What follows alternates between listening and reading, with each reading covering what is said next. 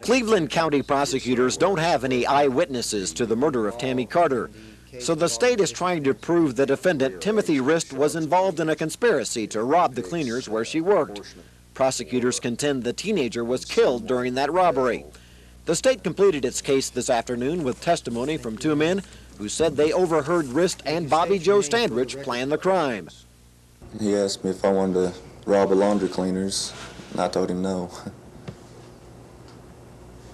I told him, I said, well, you're on probation, I'm on probation, and I'm going to stay clean, Defense attorneys countered the state's case with two alibi witnesses who said they were with the defendant at the time of the murder. They said Timothy Rist was busy replacing a fuel pump on a pickup at 5 o'clock on March 6th. Yes.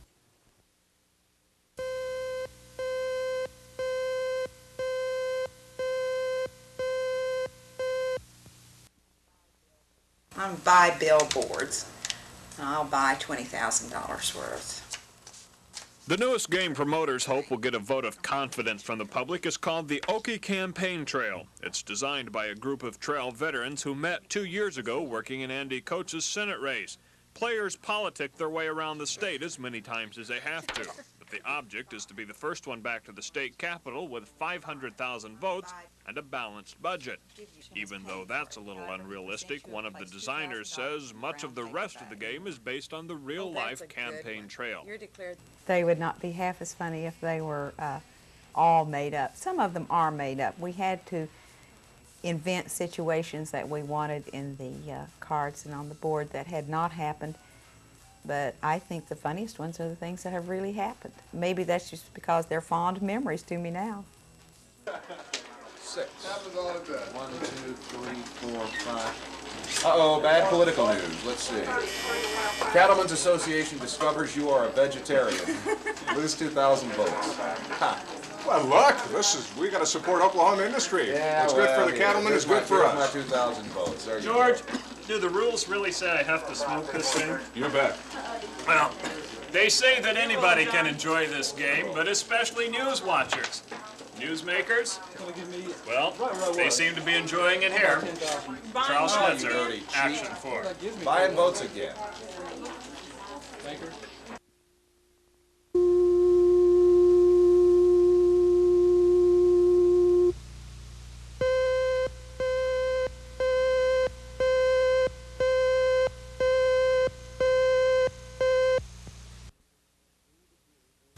We, the jury, duly impaneled and sworn to try the above entitled cause, upon our oaths, find the defendant not guilty.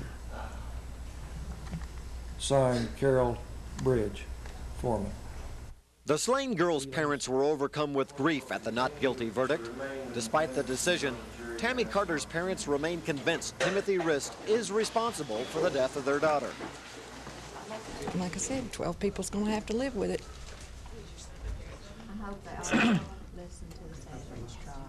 Yeah, listen to the Standridge trial, then live with it. After 2.5 months behind bars, Timothy Rist is happy to be a free man. I knew in my heart I was innocent, so whatever anybody else decided really didn't matter at the time. I'm glad that they came back with a not guilty. I'm gonna guarantee you that. I feel sorry for the Carter family on that respect. I can understand their view of looking at me like that and all. And, it's really a tragedy that it happened, but, I didn't have nothing to do with it. So.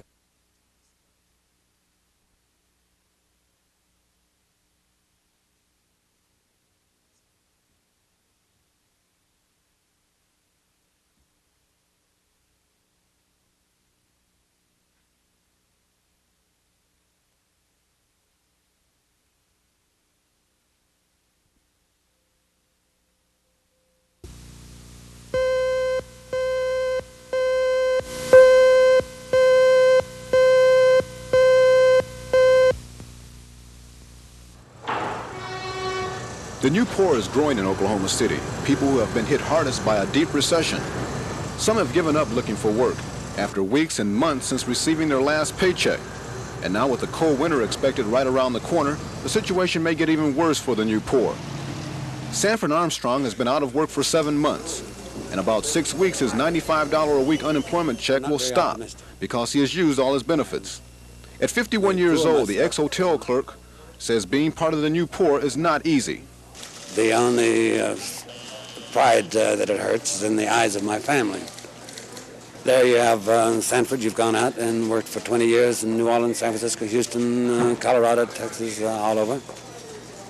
Here you come home and you can't get a job. Hey, you're not as, hey, what's the matter with you? Okay, in their eyes, I'm nothing. Rescue missions are housing many of the new poor, but they don't have enough room to accommodate everyone who needs help.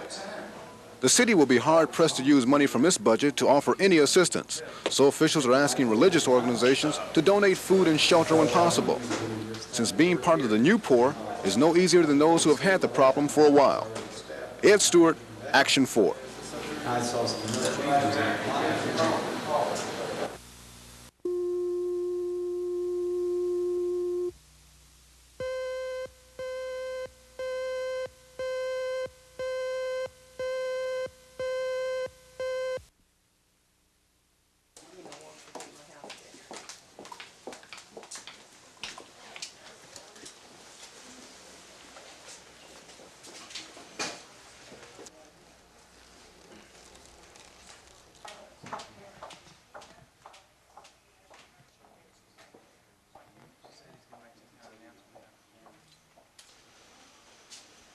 What we're working on right now is the idea and the feasibility of putting a cell block over here on the north side of the jail, which hopefully we've got enough funds on hand to possibly house 30 to 40 prisoners there.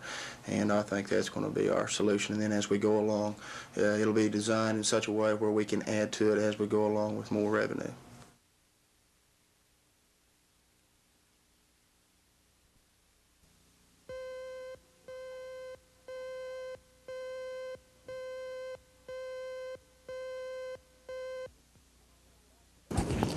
I myself was a victim of a drunk driver a year ago on Mother's Day. I was not injured as badly as my son, but it took me well over a year to go out at night again. Things have got to stop. I can't even pick up the paper anymore. I look at that paper and it just tears me up. I worked myself down to 68 pounds over the case in my job, and I've had people say, why don't you take care of yourself? Why don't you stop all this nonsense? Your son's dead. There's nothing you can do about it. No, I'm not going to stop. They each had their reasons for being here. They're angry over the drunk driver. This is the first organizational meeting of M.A.D., Mothers Against Drunk Drivers. Sitting in the audience listening, you can hear a sense of frustration. Most of these people have either lost a family member in a drunk driving accident or are concerned about the growing problem. The organization hopes eventually to increase public awareness and push for stricter laws against the driving drunks. But tonight was a time to express feelings and get a point across. 7 years ago, my same boy was on his motorcycle and was hit by a drunk driver. In all 3 instances, the driver is free today. In 2 instances, the driver was unlicensed and uninsured. And I've just about had it. Kevin Ogle, Action 4.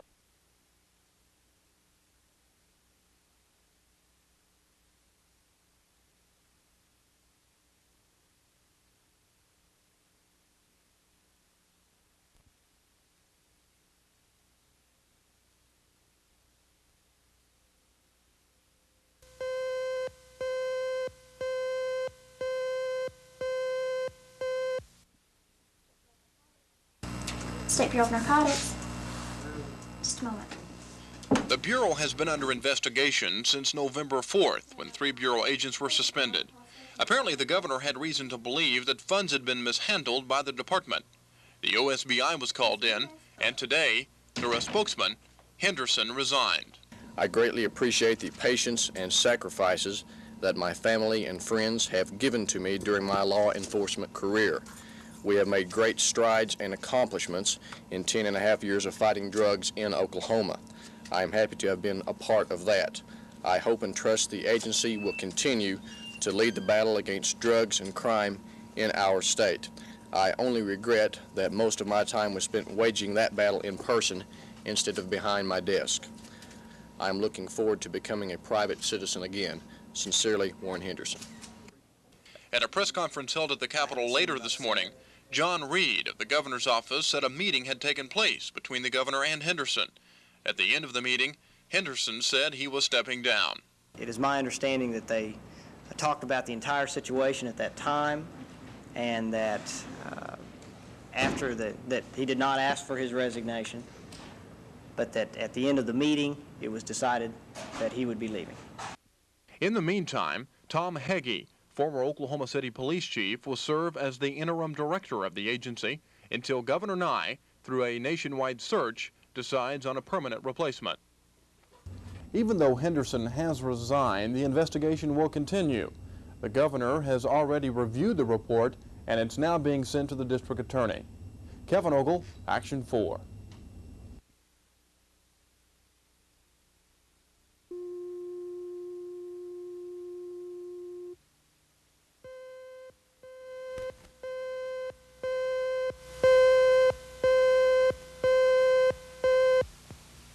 Years ago when we had one. Sarah, would you like to tell us the story of the first Thanksgiving? Thanksgiving means a lot of things to a lot of people. But for the Sears of Oklahoma City, it has a special meaning. You see, 9 years ago, the Sears began adopting children. We're especially thankful that we were able to adopt them and make them parts of our family. And that makes Thanksgiving special for me every year.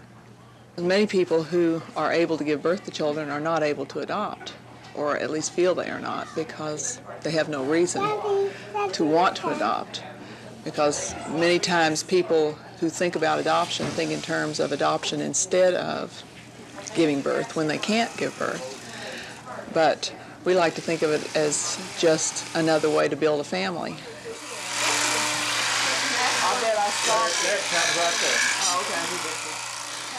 The children range in age from 11 to 2 years old. While there is the normal sibling rivalry among them, there is no problem with jealousy that can sometimes occur between adopted and natural children. Well, it's fun, really. Well, it's nice to have sisters and brothers and people to think about. They give me lots of love. The Oklahoma Council for Adoptable Children are hoping to find more parents like the Sears willing to adopt kids. Children who need to spend not only holidays, but a lifetime with a real family. Kevin Ogle, Action 4.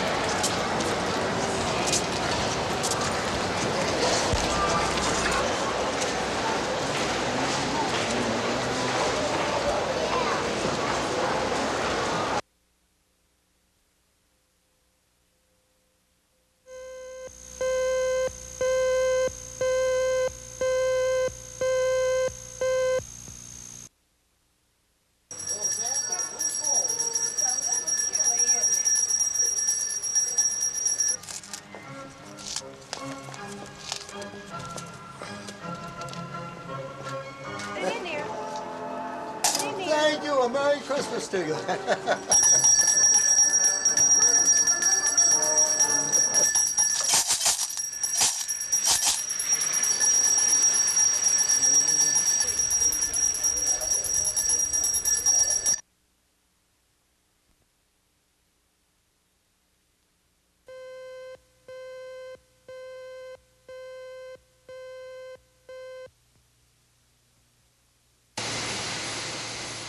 American Airlines has a problem.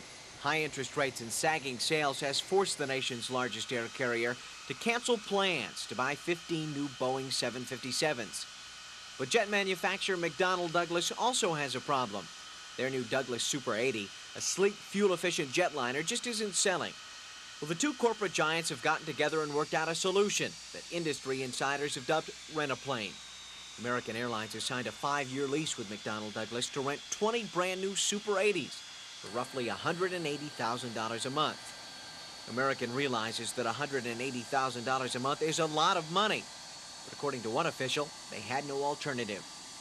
At this particular time, it was more advantageous for American Airlines to enter into this lease agreement with Douglas than it would be for us to borrow money to purchase new airplanes.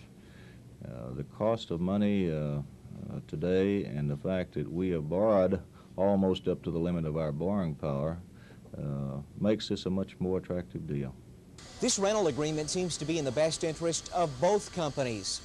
McDonnell Douglas was only able to sell one new Super 80 plane this year. With American Airlines leasing 15 of the new Super 80s, McDonnell Douglas can stay competitive in the aviation industry and keep more than 1,000 skilled employees on the payroll. At Will Rogers World Airport, Kurt Autry, Action 4.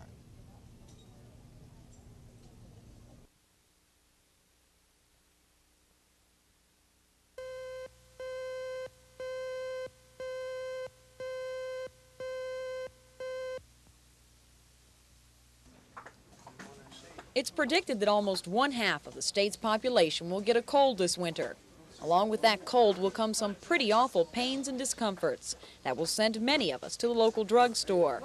There are dozens of over-the-counter remedies. There's liquids, pills, tablets, capsules, and lozenges. But it's important to know before buying any of these that there is no cure for the common cold. The products available to us are designed only to relieve the side effects. Most over-the-counter drugs are safe and effective, but to be sure you're getting the right one, know your symptoms. Do you have a cough? How serious is the cough? Do you have nasal congestion? Is there fever involved with your common cold? And then to consult with a pharmacist to find out which product would be best to relieve those symptoms that you have. Of course, always check with your doctor if your symptoms seem unusual or persistent. And remember, over-the-counter drugs are made to relieve, not cure, the cold. The only real cure for your cold is to rest, take lots of liquids, and be patient for about a week. Sherry Sellers, Action 4.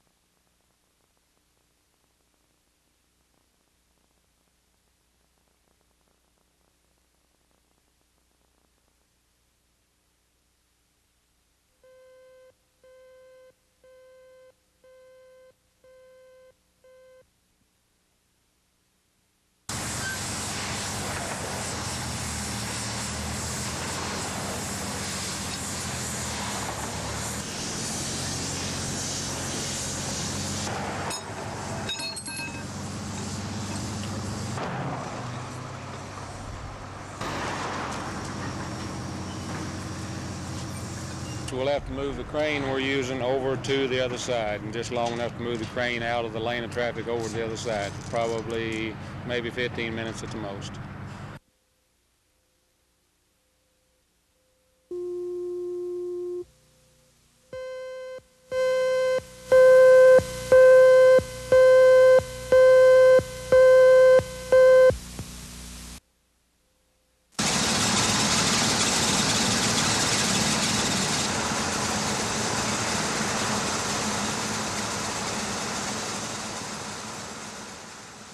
There were a number of pieces of jewelry and things like that on the body, and this and some other evidence that the detectives are looking at.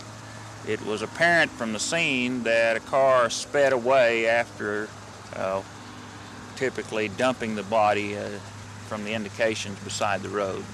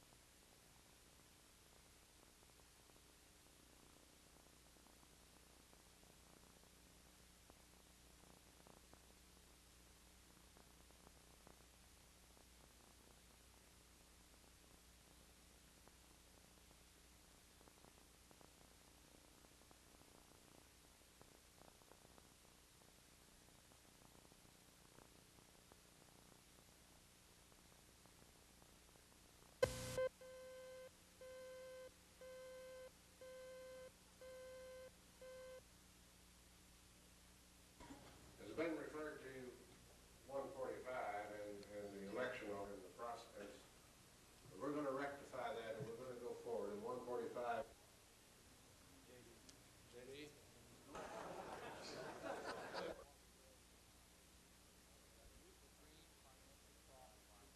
The unusual thing that we've been able to bring about is people from all areas, divergent views, working together. While we cannot start any new programs now because of the economic condition, we certainly want to keep the coalition, the working partnership going together, and I think that's the best thing that will come out of this conference.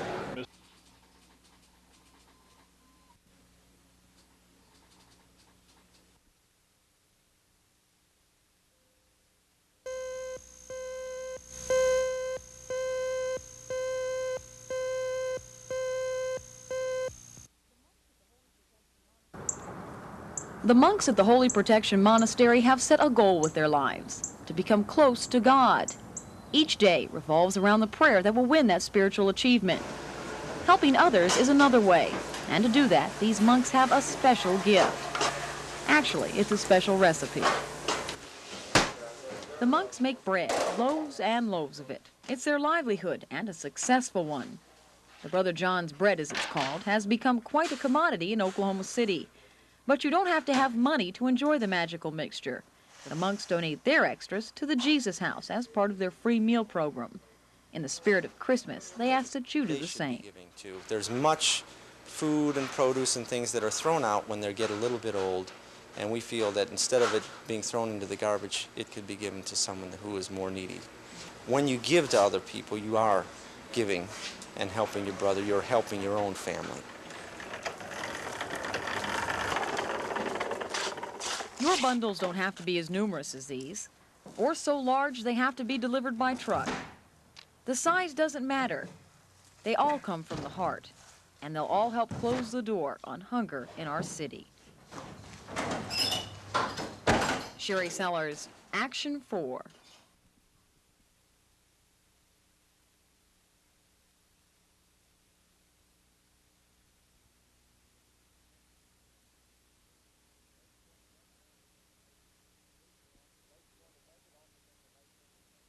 But based upon the budget office information and the fiscal officer of the Bureau of Narcotics, I will make a supplemental request to the next session of the legislature so that law enforcement can continue at the appropriate level in the Bureau of Narcotics.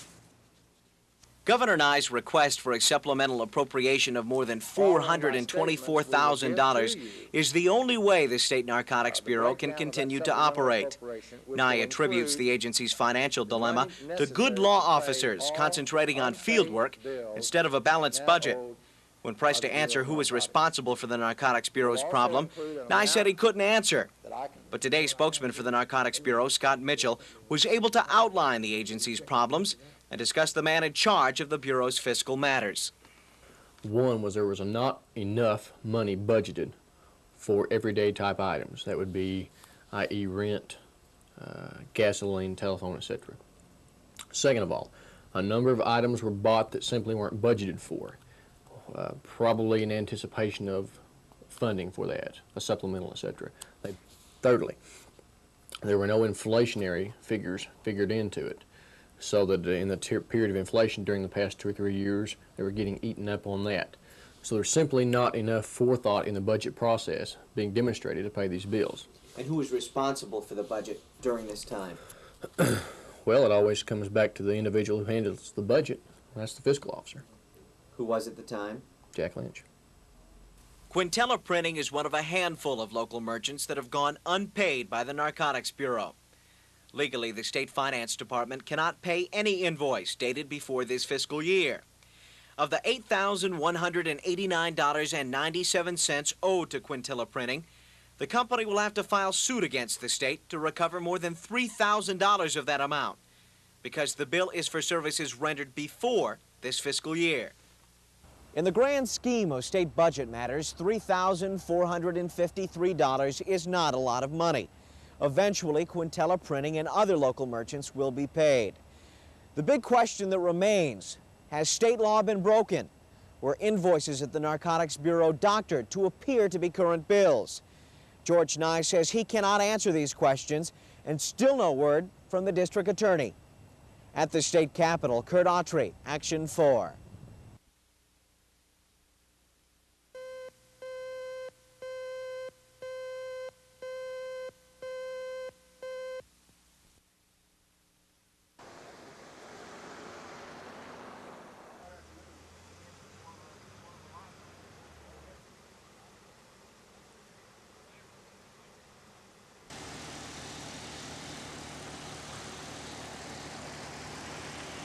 John Wilkes, he's one of the store owners. He run it behind me and said that car was moving so fast he'd like to run over him and getting out of here. Okay.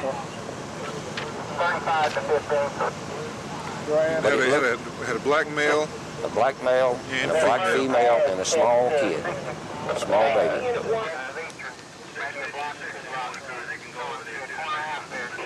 I was out there section 33 and 56 were inside Shepherd Hall.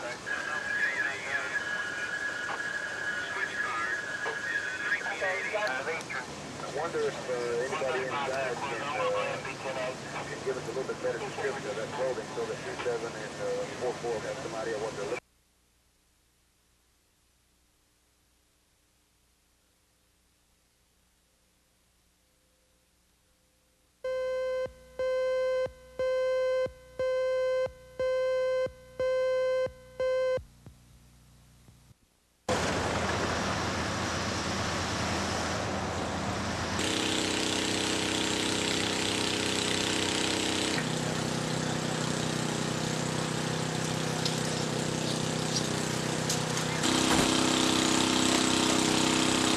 Our first driving engine companies found one bottom unit totally involved, and the fire was extending up into the second floor. We had one firefighter injured as he went into the bottom structure to make an attack, and he has shoulder injuries, and I don't know the extent of them. We sent him to Baptist Hospital.